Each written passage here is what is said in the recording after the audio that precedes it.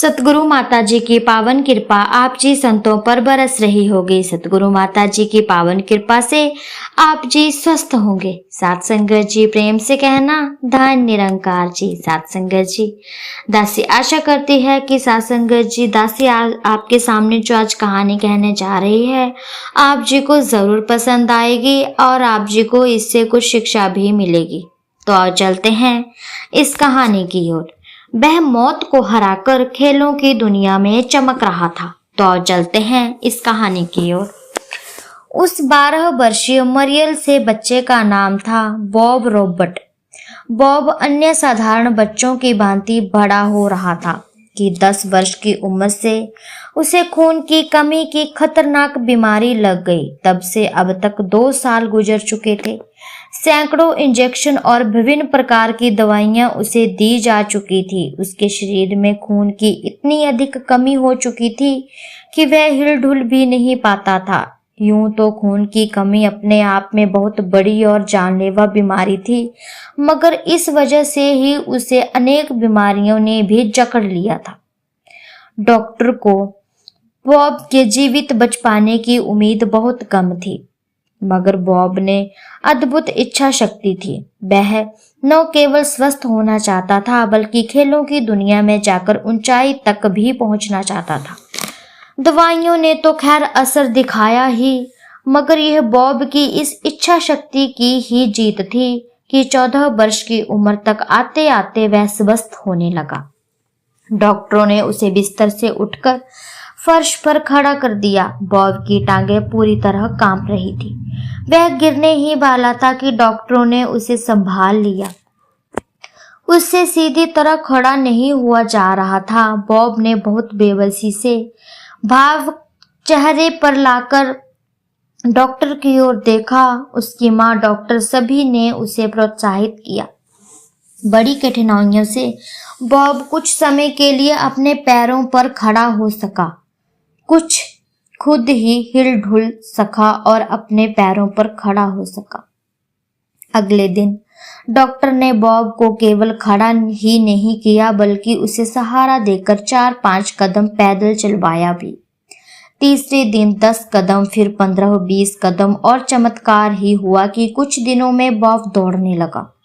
ये विभिन्न प्रकार के खेलों में भी रुचि लेने लगा। खेलने कूदने और अच्छी खुराक लेने से बॉब का शारीरिक विकास तेजी से हुआ। 17 साल की उम्र में वह 6 फुट 2 इंच लंबा खूबसूरत नौजवान था जिसका वजन था 190 pound. Bob football, basketball, ball खेलता था, दौड़ में भाग लेता और दूसरे कई खेल खेलता। बॉब की खुशी का ठिकाना न रहा जब उसे 1948 के ओलंपिक खेलों में अमेरिका की ओर से खेलने वाले दल में शामिल किया गया। उसे ओलंपिक की सबसे कठिन प्रतियोगिता डेकेथलॉन लगातार 10 खेल खेलने के वास्ते चुना गया था। लंदन के आयोजित 1948 के ओलंपिक खेलों में डेकेथलॉन में 20 राष्ट्रों में सबसे उत्कृष्ट खिलाड़ी हिस्सा लेने आए थे। 70 वर्षीय बॉब ने इस प्रतियोगिता में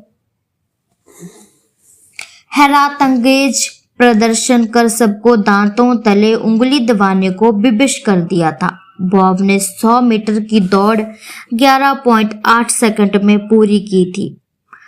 ब्रॉड जंप ने उसने तकरीबन 22 फुट का फासला तय कर लिया था। गोला उसने 20 फुट 6.5 इंच की दूरी पर फेंका था। ऊंची कूद में भी बॉब विजय रहा। 400 मीटर की दौड़ उसने 41.7 सेकंड में पूरी की थी।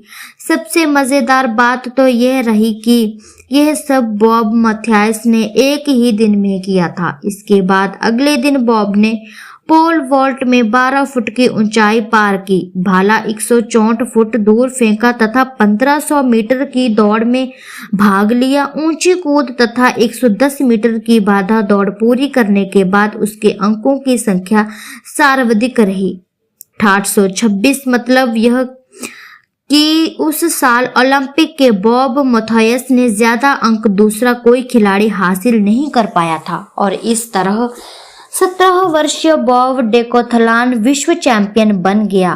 वह एक ऐसा खिलाड़ी था जिसके जीवित रहने की उम्मीद भी किसी को नहीं थी। उसने खेलों की अथाह ऊंचाइयां तय की थी। 4 वर्ष बाद हेलसिंकी में हुए ओलंपिक खेलों में बॉब मैथ्यूस ने डेकेथलॉन में दूसरी दफा विजय हासिल की। इस प्रकार कई अधिक अंक लेकर आया था वो। हेलसिंकी ओलंपिक में बॉब को 1731 अंक प्राप्त हुए। ओलंपिक खेलों में डेकेथलॉन में 2 बार विजय होने वाला बॉब रॉबर्ट वी मैथ्यूस विश्व का अकेला खिलाड़ी था। दरअसल बॉब ने पूरे संसार को यह दिखा दिया कि इच्छा शक्ति में वह ताकत है जिसके बूते पर उसके जैसा मरियल व मरानसन व्यक्ति भी खेलों की ऊंचाइयां तय कर पाया। निश्चय ही बॉब ने दुनिया के सामने अनुकरणीय व प्रसादक उदाहरण प्रस्तुत किया। तो सासंगत जी, जैसे कि इस बच्चे की हिम्मत ने इसे इतना आगे लेकर गए और इस बच्चे की हिम्मत ने मौत को हराया और जिंदगी को पाया, ऐसी ही हमारे अंदर भी इच्छा होनी चाहिए इस प्रभु पिता परमात्मा को पाने की। हमें इसी ही प्रयत्न करने चाहिए और हमें प्रयत्न करने से चूकना नहीं चाहिए, जैसे कि इस बच्चे ने कर दिखाया और वह दुनिया का सबसे बड़ा ओलंपिक चैंपियन बना था।